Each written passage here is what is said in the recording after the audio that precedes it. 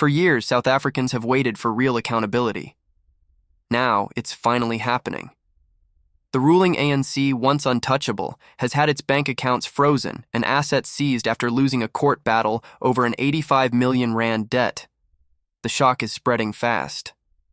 Court documents confirm that even the Constitutional Court dismissed the ANC's appeal, leaving the party powerless. What once seemed impossible, the mighty ANC brought to financial justice, is now unfolding in real time. This isn't political rumor, it's official judgment. The Supreme Court of Appeal upheld the ruling, confirming the debt is valid and enforceable. South Africans are seeing something rare, a system finally treating the powerful the same as everyone else. For decades, critics said the ANC acted above the law. Today's verdict proves that even liberation heroes cannot escape financial truth. Accountability has arrived through courts, not campaigns, and ordinary citizens are cheering from every province. The debt stems from a long-standing dispute with a service provider who delivered election materials the party never paid for. Years of delay, denial, and appeals have ended. The final word: pay up or lose everything. With bank accounts frozen, the ANC faces a real crisis. Salaries, campaign funds, and daily operations are paralyzed. It's not just embarrassment, it's survival. The organization that once controlled billions is now struggling to access its own money. Insiders whisper of panic at headquarters, staff can't be paid, meetings postponed, donors silent. The party that led a nation out of apartheid now fights to keep its lights on, literally and politically. Many citizens say it feels like justice finally catching up. For years, promises of clean governance came and went. But today's freeze shows the system can still work when courts stand firm against power. Legal experts say the ruling is final and binding. There's no higher appeal left. The ANC must either negotiate repayment or watch its assets auctioned off to cover the massive debt. This decision has shocked political analysts worldwide. Few imagined the party that once defined South Africa's democracy would face such a public humiliation, not from voters, but from accountants, lawyers, and judges. For many, it's poetic justice. The ANC once shaped the rules of governance. Now those same rules are exposing its weakness. Justice, it seems, does not check party colors before striking. The frozen accounts mean upcoming events, rallies, and even staff payments may be halted. This could cripple the organization ahead of key local elections, leaving opposition parties with their strongest opening in years. Ordinary South Africans are reacting with relief, even joy. Social media is filled with comments like, "Finally," and "Now they know how it feels." The nation's frustration is turning into cautious hope for fairness. Economists see symbolism here too. When leaders can't manage their own debts, how can they manage a nation's? The ANC's financial chaos mirrors the broader crisis South Africa faces: debt, mismanagement, and fading trust. Some insiders blame poor fundraising and corruption scandals that scared away donors. Others admit the party's spending habits grew reckless, assuming the money would always flow. But the courts don't take promises, they take payment. The judgment also signals something bigger, a shift toward real accountability.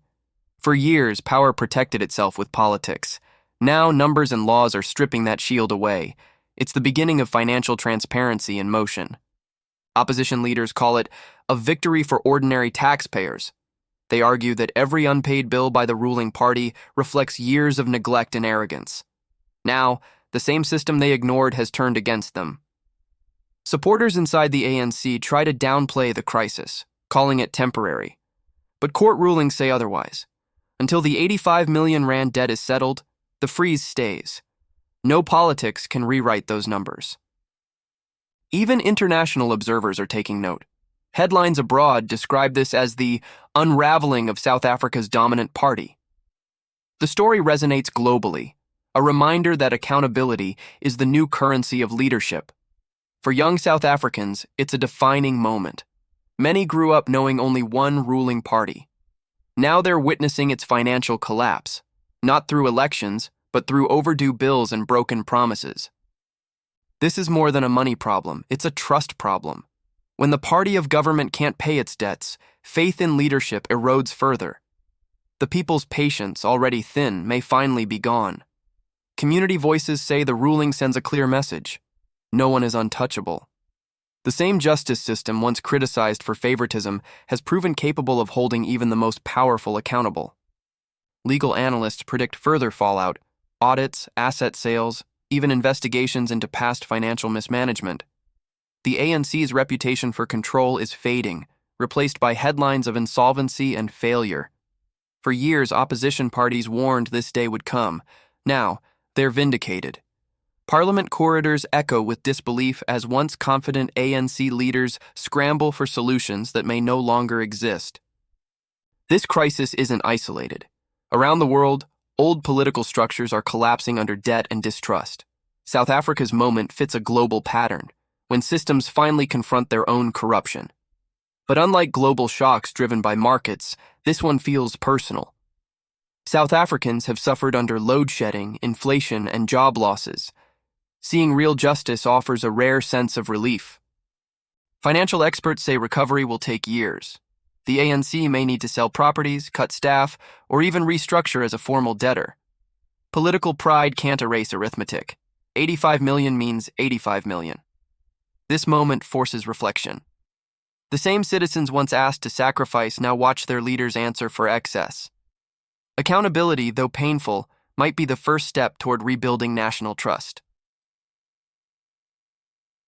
Media outlets call it the ANC's greatest humiliation since 1994. Yet for many South Africans, it's not humiliation, it's healing. Justice may move slowly, but it moves. Even some loyal supporters privately admit change is overdue. The ruling party must clean its books, its culture, and its conscience, or risk disappearing under the weight of its own mistakes. Across the nation, the reaction is clear. Relief, not revenge. People just want fairness, a country where rules apply to everyone equally, no matter the title or history behind their name. So today, South Africans are watching something historic. The ANC's frozen accounts aren't just about debt, they're about destiny. For the first time in decades, justice feels real. And maybe, just maybe, it's only beginning. South Africa stands at a turning point. The ANC's frozen accounts aren't only a political story, they're a symbol of consequence.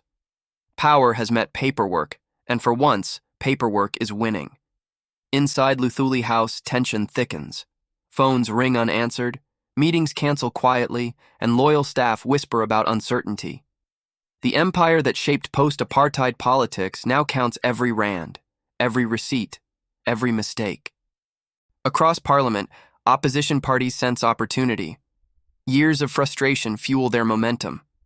The slogan of "Justice for All" suddenly feels real, not as rhetoric, but as reality unfolding in headlines and courtrooms. Legal experts warn this may be the beginning of something bigger. Once audits start, more irregularities could surface. Unpaid suppliers, missing donations, forgotten promises. Financial truth has a way of multiplying when daylight hits. Economists call it a trust reset. If those who govern can't balance their own books, confidence across markets, investors, and voters collapses. Accountability is no longer an idea. It's an economic factor. Communities are watching closely. From rural villages to city streets, South Africans talk about fairness with new energy. They've paid taxes, endured cuts, survived crises. Now, they want proof that sacrifice means something. Even ANC supporters admit the embarrassment is real. Some hope the pain forces reform, others fear the movement may never recover its moral footing, that history might remember this as the moment the myth cracked. Abroad, analysts draw parallels. Other nations have seen powerful parties crumble under financial scandal. South Africa's case now joins a global pattern where corruption debt finally comes due. The symbolism reaches deeper than politics. When a liberation movement faces liquidation, it signals that the struggle for justice never truly ends. It simply changes form. Financial freedom must follow political freedom. Global observers frame it as a democratic milestone. For decades, South Africa was seen as captured by loyalty and legacy. Today, it's being recaptured by law and ledger.